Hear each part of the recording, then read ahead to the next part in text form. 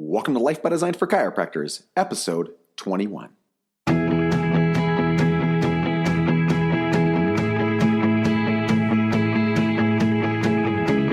Welcome to Life by Design, the podcast for chiropractors. Here's your host, Dr. Jamie Richards.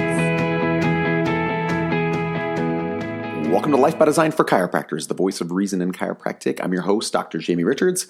On today's episode, I bring on a good friend, Canadian chiropractor and chairman of Chiropractic Leadership Alliance, Dr. David Fletcher. And Dave and I dig into some content around technology today and the importance of technology, both in your marketing, your clinical assessment, and developing a retention-based practice. Of course, we talk about some really important concepts like identifying the core problem, how to legitimize chiropractic care. And I asked Dave some of the tough questions about using technology in practice, and he, of course, gives some great answers that I know you are going to gain a ton of value from. So enjoy today's episode of Life by Design for Chiropractors.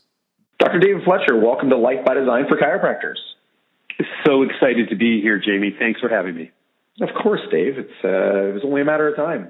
So we got you on here. And for those people who don't know, I'm going to let Dave introduce himself here in a second. And we could talk for hours. Dave's got quite the history in chiropractic and lots of really interesting stories. If you've ever had a chance to chat with Dave, there's no shortage of conversation and no shortage of laughs and lots of good stuff there. But we do have content for today that we want to talk about. We actually want to talk about the use of technology in your practice, but really even deeper than that, the use of technology in marketing, in your clinical assessment, retention. And then we're going to take it, way beyond. We're going to take it to a place where Dave's really going to dig in. So hang in for that. But Dave, just so people know who you are, give us just a synopsis of who David Fletcher is.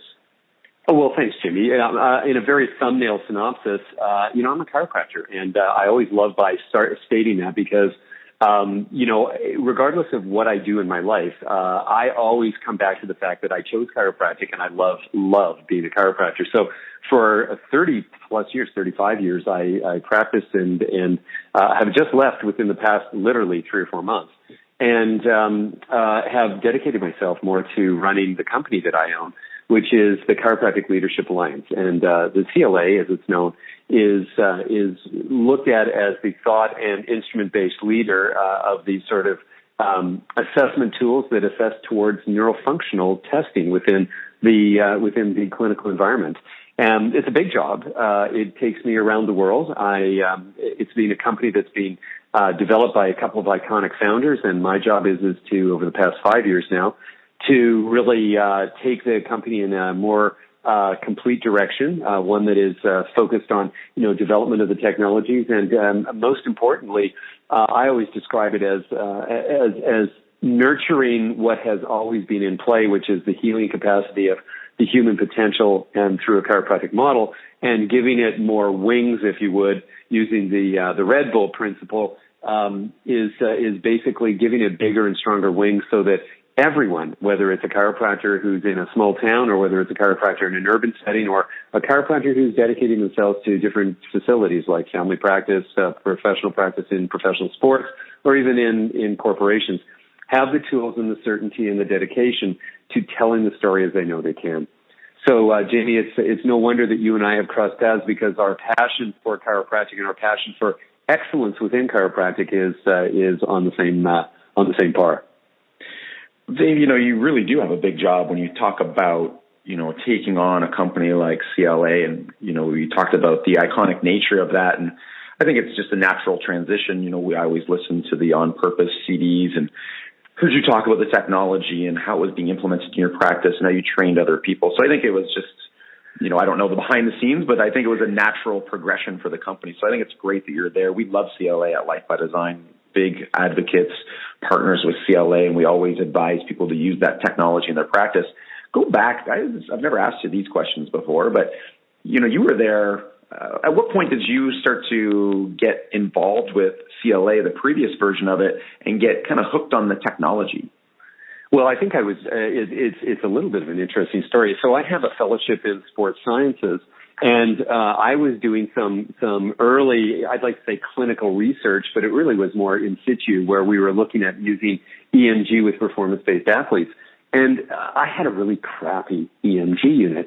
And so I was actually on the hunt to try and find a better EMG unit to do this. And lo and behold, I found this company that was called EMG Partners out of New Jersey. And so I'm a chiropractor. I had no idea that these guys were actually partners. And I phoned them up, and they happened to be Dr. Jen Temple and Dr. Kent. And as you would get to know them as chiropractors, these two are, as we describe them, as these iconic, drivers of the subluxation-centered message, to the point where even today our URL is subluxation.com. Right. So they didn't have that at that time. And so we started talking, and we realized we were all, cut from the same cloth. So they went and did their thing and started, moved from EMG Partners to CLA. I started using this technology in my practice. And as we started to move forward and started to go into the next level, CLA hit its stride. It came out with what was called the subluxation station, which was a combination of inclinometry, which is range of motion, along with thermal scanning, which looks at the autonomic response, and then it finally gave the EMG, which looks at the not just structural, but the energetics of the entire support system. And so when Dr. Kent especially was formulating and putting together all these processes, I had the luxury of putting this into practice, as did many other chiropractors at the time. But they tapped me. They said, listen, you run this high volume, really, really organized approach in practice, yet you seem to make it work where it's an exam to exam protocol. Why don't you come and teach the interpretation for us? So I started, and this goes back, I was with them for 15 to 17 years. I can't remember what it was before I even took the helm.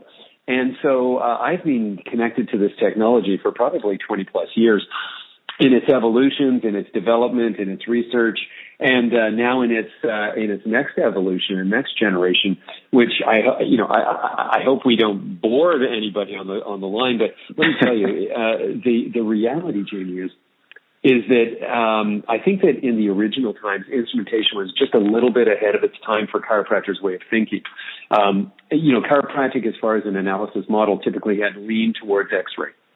Yet when you look into history, thermography has been around since 1925. However, it really started to take off under Jen Temple and Kent's developmental years. But as we go into the next generation, which means that I've been at the helm where we are now taking good technology and making it incredibly great, and then on the other side of it, incredibly accessible because of the use of technology has evolved over those 20 years. We can now have wireless platforms. We can now do cloud-based computing. We can now share huge databases, and we can now collect enormous amounts of big data.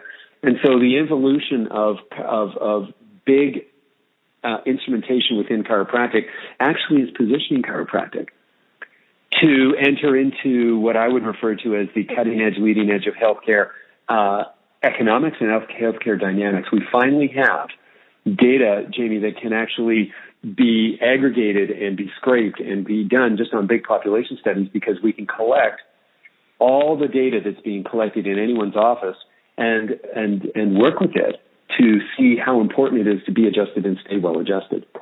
Yeah, I think the potential is obviously incredible, and I think it's very important that we start to legitimize chiropractic as a profession. And I think a great place to start with that is actually in the assessment protocols, and then to evolve the assessment from just a structural-based assessment into using the technology. I'm curious, what do you think in terms of the percentage of the profession, maybe, I guess, North America or worldwide, if you know these numbers, what percentage would use the instrumentation in practice? If we took X-ray out and just used instrumentation, I would say that probably it's as low as 30%. Okay. I think that there was a time that there was that hardcore 10%. Couldn't do without it. But right. we find that the new practitioners. I mean, there's an interesting dynamic, and I'm sure many of our listeners are in this boat. When you and I, and especially even when I graduated, the idea of an associateship was really not the first thought. It was sort of a second backfill. We always went out to get our own practice and started developing our own strategies. And for that, you needed to have some type of third-party developmental confirmation, whether it was X-ray or whether it was some type of instrumentation. So, now the numbers are hard to sort of get because there are multiple doctor practices using one piece of technology in there. But I would say that it's probably around 30, let's say a third of the practice. And I think that it will jump from a third to a half very quickly, just because of what I said there. Yeah, well, I think that's what needs to happen. But when we coach clients, I'm always saying I would never practice without an EMG and thermography, and I would never practice without the technology. And to tell kind of go back, I actually had technology, Dave, when I first started practicing, and maybe this is something you can address as well. When I first opened my practice, I had technology, so I had a subluxation station, and I don't think I really understood it. I didn't know how to use it. I didn't know how to explain it, and I didn't know where it sat in my assessment protocol. And so what happened is I actually sold it. Yeah, and I kind of kicked myself later, and then I ended up getting another one, and now I've had multiple units over the course of time. But is that a problem that happens with newer grads where they see the technology, they go, this is something I should really have, and then they either don't use it or just kind of sit it to the side? It's really interesting because we do see that, and it's unfortunate. Again, I think that to our advantage, we now have online training, which again 20 years ago wasn't exactly as easy as it is now. So you can really encourage and increase the usability and the adaptability of these technologies by giving better training. In the past, you almost had to go to one session and hope you got it. So that has made it much more accessible in there. But you asked about the young doctors. They're trained now. Like, for instance, we've now bought it in core curriculum and in curriculum at Life University, Life West, Parker. New Zealand School is doing amazing things. I can't tip my hat high enough for them. Just got off a call with Heidi, with Heidi Havoc yesterday.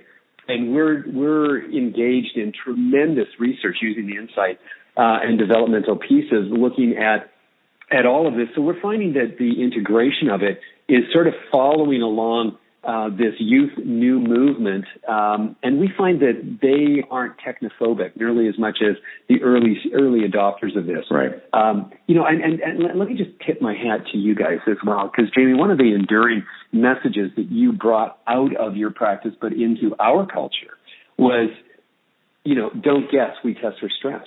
Right. And that was a huge point in our cultural development within CLA, because you were using the principle of why would you guess when you can be certain that you're looking at the right challenge. And I think that, and I hope we go into this, but our new sort of dedicated approach is to try and teach everyone the principle of looking deeper, which I think fits into what LBD stands for. Is it's a huge concept of looking deeper into those core competencies that are in a person's practice and into a person's health.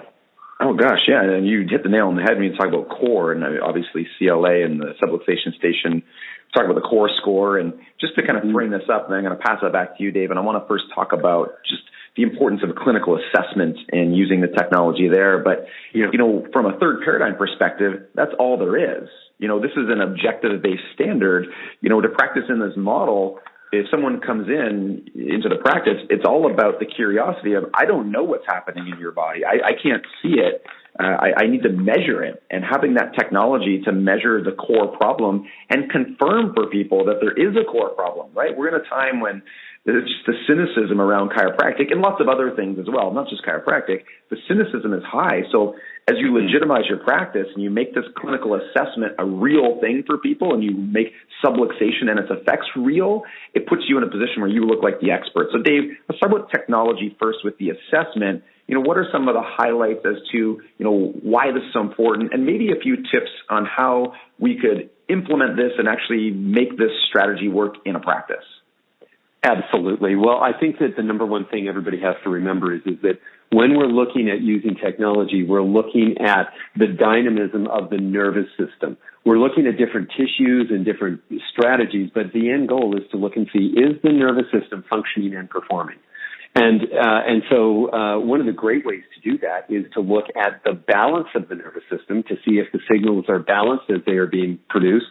And secondly, is it at the right amplitude? Is it overworking? Is it underperforming? And so when you can capture signals, for instance, you take an EMG reading, which is for those not familiar, it's a 2-minute test. And I am going to let you a little bit under the hood, because by the time this gets released in the next few weeks, we will have gone into the final beta testing of an FDA approved, and I've designed 2 years ago. I've been working with a brand new wireless EMG. And Jamie, when you get a chance to look at it, all those wires go away. And it's an incredible handheld. It's got the screen on the top of the instrument so that you don't have to have a foot pedal or look at a laptop when you're screening, or scanning. You just have to pull the trigger. It's a beautiful piece. Wow. But I can't wait for everybody to see that. But we've streamlined the relationship of technology so that we can capture those signals. So in clinical practice, what you want to do is you want to look at the different divisions of the nervous system and see if they're working competently. And then you want to aggregate those scores to look at the totality of the nervous system and say, hey, is it working efficiently? So with EMG, what you do is you do the 2-minute test of the patient sitting there. You have to engage gravity to see if the muscles are working. And what we do is we check and see if the neurology from the brain back into the motor nervous system and vice versa is firing in a sequence that's appropriate. And if it is, the scan is very, very symmetrical, and we can track the energetics in microvolts that are being utilized. But if it isn't, a very, very powerful graphic comes up. In fact, there's about 4 or 5 different graphics that pop up that highlight where the energetics of this are being strained and where the person is literally wasting their energy. And let's face it, you can't go through life in a gravitational field without having good control, good coordination, and good energy management, or it's going to cost you somewhere in the line, whether it's immediately feeling weak or tired, or whether it's long-term with breakdown. The second and I think probably most powerful balanced and symmetrical look is looking at the entire autonomics, which we do through what's called pulse wave profiling or heart rate variability. And the importance of doing that is that we're not looking at just one division of the nervous system. We're looking at the totality of the entire autonomic system. And for the chiropractors listening, and I know this is a chiropractic podcast, here's the great thing, is that because we're looking at this beat pattern through the heart and the symmetry through the heart, we're literally seeing vagal tone. So we're looking, because the vagus fires through the sinoatrial node, what we're looking at is the tonality of the ability of the vagus to keep the entire system in coherence. And if as we go down the path, and gosh, I wish I had a few more hours with you guys, but as we go down the path, everything in chiropractic works because of getting the system back into a coherent model, and the parasympathetics, especially the vagal sympathetic parasympathetics, are where the game of life is played out. So you have this incredible window to look at. And then finally, and I'll just throw in there, is that you can do about a 12 or a 13 or a 20-second scan, depending on how fast you want to do it, of the patient's autonomics in their spine. And this is by rolling the thermal up. And the value of that is that it completes the picture, because you're looking to see if all of those stresses we just described there have gone deeper and are affecting the glands and organs in the person.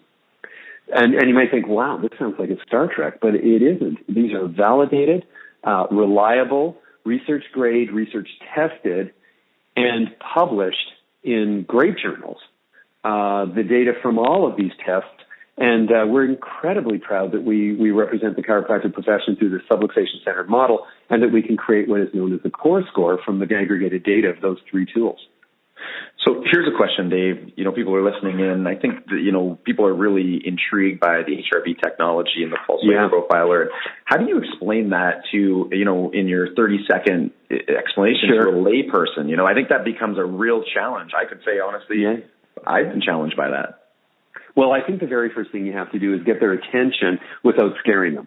I think that's paramount. And, I think you get their buy-in by saying, listen, stress can be very quiet, and it can build up in your system. This is a technology that looks to see if your body is able to handle the day-to-day stresses or has been able to handle them. What we do is we check your beating heart, and we check the rhythms in your beating heart. And what we do is we check to see if you are locked into a stress cycle, which is pushing you into that fight-flight phenomenon, which is sort of like, sitting at a stop sign with your foot on the gas pedal, or whether on the other side of it, your body is completely locked into a stress response, and it's like trying to drive with your foot on the brake pedal.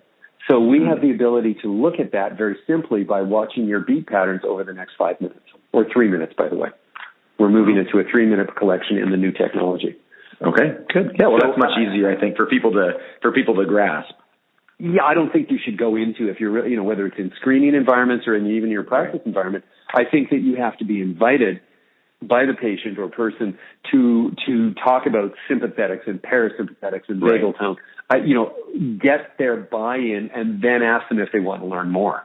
Right. No, I think that's a great central point is stress and measuring stress essentially and how the whole system is running together. So let's go back to the front end. We're using this in practice and let's say the doc, he's got this down, he understands the importance of it or she understands it. And now they want to use this technology in their marketing. Obviously there's external versions of this, just having an examination procedure and an ongoing feedback cycle for people is marketing in and of itself. Of course. I think that every great practice, certainly yours and mine, thrive on the referral basis from internal. But we also realize that, part of the mandate that you and I have, and I'm sure all of the members that we're speaking with have, is that they can't sit inside their offices and expect chiropractic to be embraced by greater numbers.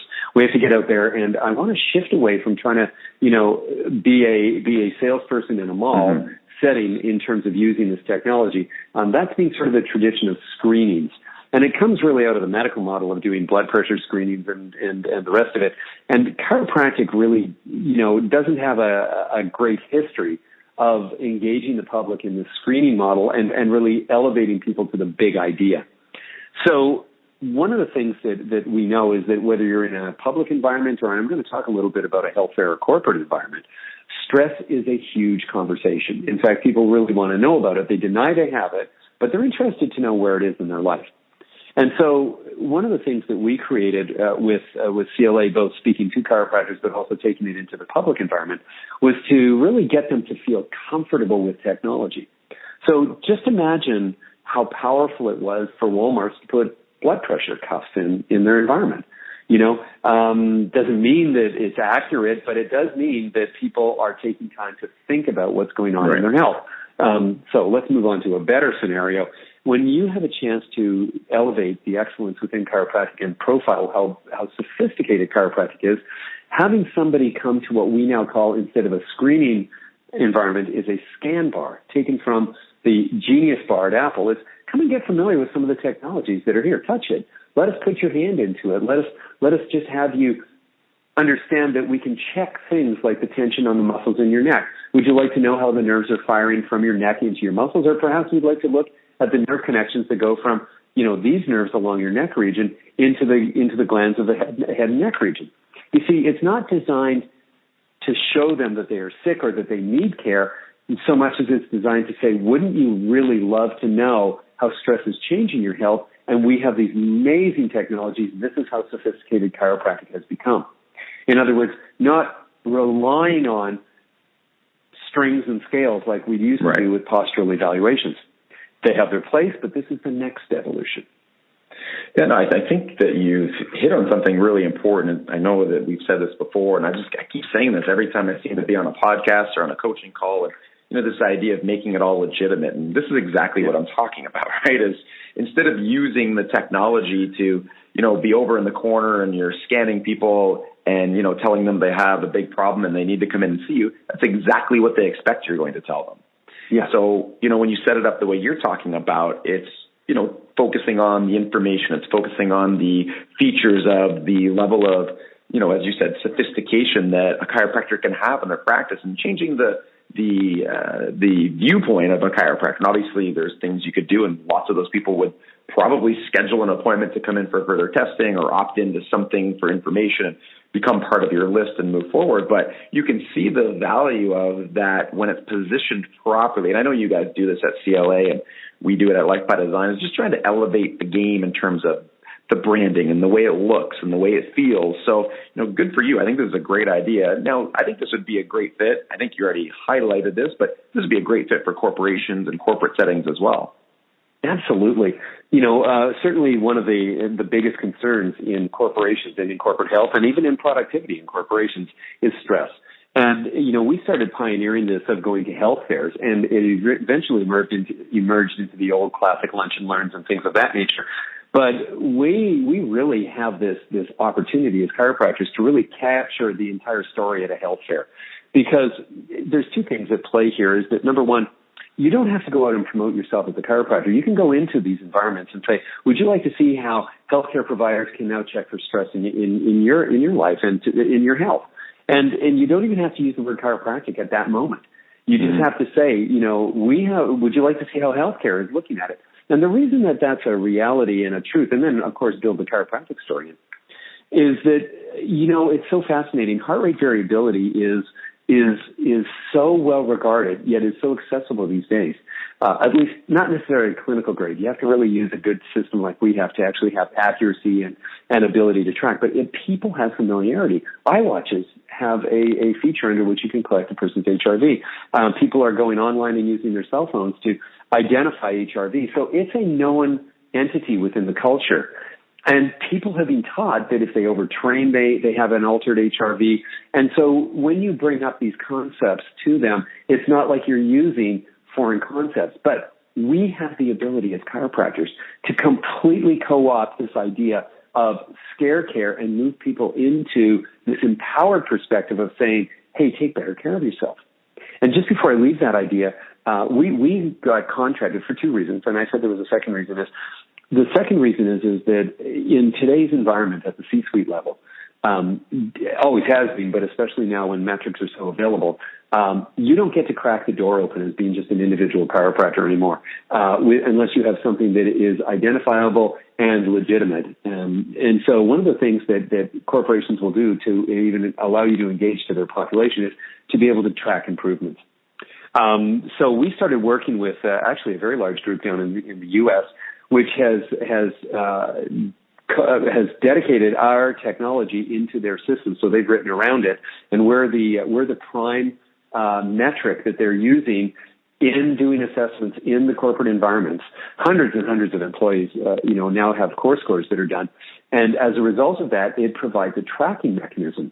And so we actually, in our new software releases, and this is kind of cool, have the ability to do a trending now process so that we can actually set the trending different departments that are in the organization. We can trend now in the world to see what the trending core scores are in, for instance, London, Ontario and Pickering, Ontario, or whether we're doing it in Botswana as well as in Sydney, Australia.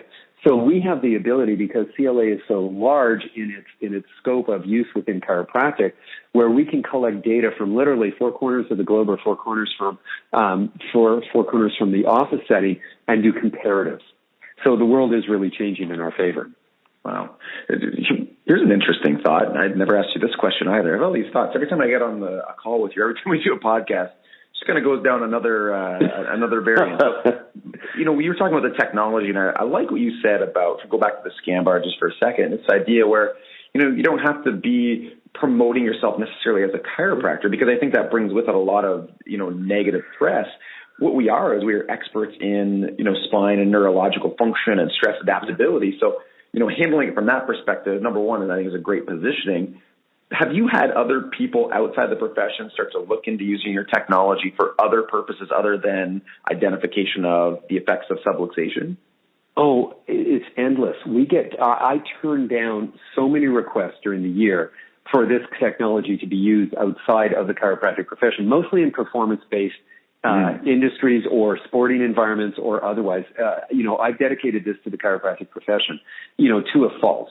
I think this is one of the coolest things, and I'll share it with your listeners. We got approached by a large, of all places, insurance company. And the insurance company said, we need a metric that literally is tracking to see whether the person is moving into a more, they didn't use the word coherent state, but more state of better health and wellness, right, or whether they're drifting down regardless. So, we recognize that this core score you have looks at a couple of those parameters, but we love the HRV. We love the level of validity that you have. And one of the things with HRV, you can collect it in a lot of ways. But what we have done is we've built it through the lens of what we as chiropractors care about, which is mostly, Jamie, how full is your tank? How much reserve do you have to take on the stresses of your life? So we don't try to pathologize it. We try to build the message around it. And so insurance companies look at us. Certainly other, health professions look at us, in terms of the performance base. Very interestingly, internationally, we get a lot of groups that are peripheral to healthcare, even, that are looking at, as I said, sporting environments and otherwise, looking to see if they can get engaged with our technology. fascinating. Well, so no surprise, but that's great for your company. And it also highlights, one of the reasons why we personally connect with CLA, and that's, what your values are. You stick to your values and, you play within that realm and, you're trying to push and develop and evolve the chiropractic profession. So last couple of minutes here, believe it or not, Dave, but we've kind of gone this whole spectrum where at one end you're, pushing the envelope. We're seeing, the technology being brought into corporations. You're developing new components of the technology, and there's a huge portion of the profession that uses it properly. They're doing great with it, and just kind of moving in that positive direction. Then you have the other end, I think, of the spectrum where, a lot of people would try it. They think, oh, well, I don't really like this, or, they're struggling with it maybe. And I know people on the podcast, I've had people say, oh, I really liked it, and then I didn't quite, it wasn't reliable or reproducible. And I think what they're getting at is this. I really think if you can just address this kind of component, I think it's going to help a lot of people move into the category of saying, oh, right, I better start using it again, or I better grab one. And that's, what you're looking at on these clinical assessments is not in and of itself the problem. You know what I mean? The people look at it and they do the scan and they go, oh, well, there's the problem. And I made corrections at T6 because that's where it's red. And you know what? It didn't change the way I thought it would. How do you address that? Because I think that's a huge piece for people to get over. Yeah, I think it's the biggest piece for people to get over. I think that in everything we've talked about today is a very compelling story, but when you put it into practice, you want it to represent yourself, and you want to be able to tell your story through it. So, I think that the most important thing that people need to remember is that neurology flows. It's not a static experience. And so what we're really interested in more than anything, Jamie, is in terms of reproducibility, is the pattern reproducible? Meaning, is the flow pattern, not always the same amplitudes are going to come up, not always in the same area, but is the general flow pattern as interrupted as you saw it was last time? And so to this end point, what we've done is we've now in the newer software have these incredibly new visual graphics that associate with the pattern of flow, both in the EMG as well as in the thermal. The HRV is rock solid. It plots back every time. So that's referred to as a lagging indicator.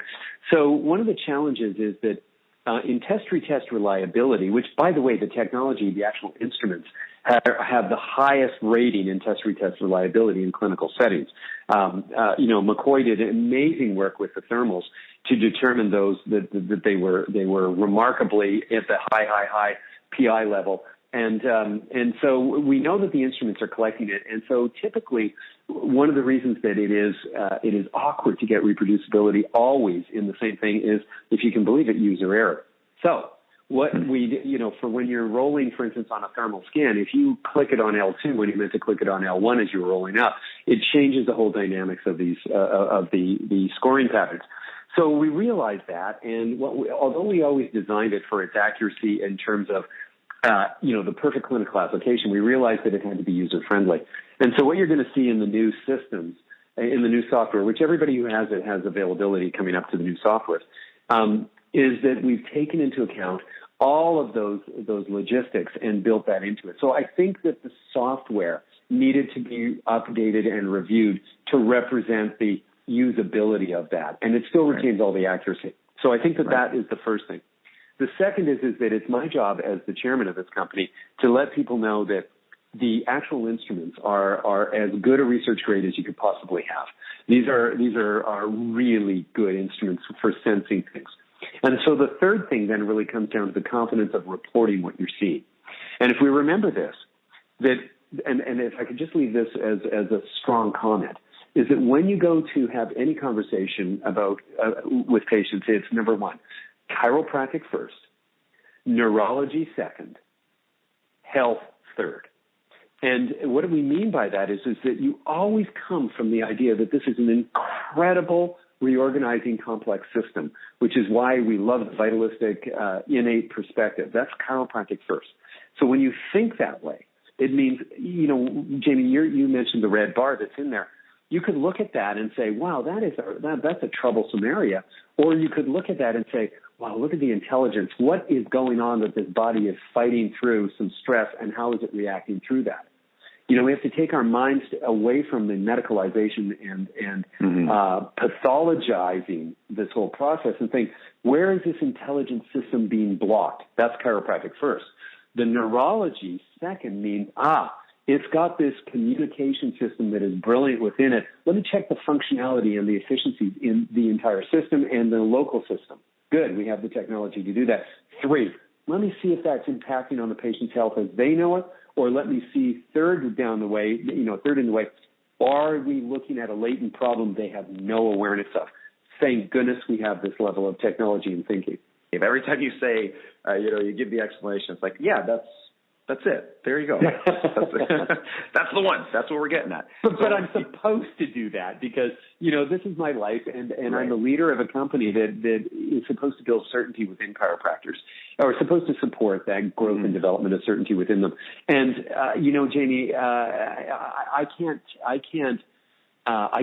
shine a light on what you're doing nearly enough to talk to that whole process. I hope that everybody who's on this type of podcast realizes the level of sophistication that they have when they get a chance to work with our company. But think about how great it is to work in a community like Life by Design. I mean, I really applaud you, not only as a local kid. I get the chance to, as you do, to shout loudly across the world. But, when we think of it, we're a couple of local kids from Southern Ontario here who were brought up in a chiropractic model, and finally we're getting the world to listen to us. And I think it's just a great opportunity.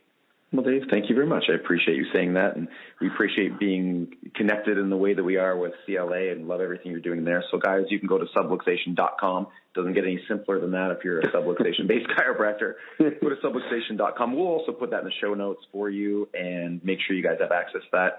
Dave, we'll have you back on the show, I'm sure, numerous times. But, again, just want to say thank you for everything that you do and, the role that you play in the profession. It's been many years of dedicated work to get to this point, so we wish you nothing but success. Oh, thank you so much, and I appreciate all the kudos that come my way every day, so thanks for adding to that. Great, guys. Thanks for listening to the show today and being a part of Life by Design for Chiropractors, the voice of reason in chiropractic.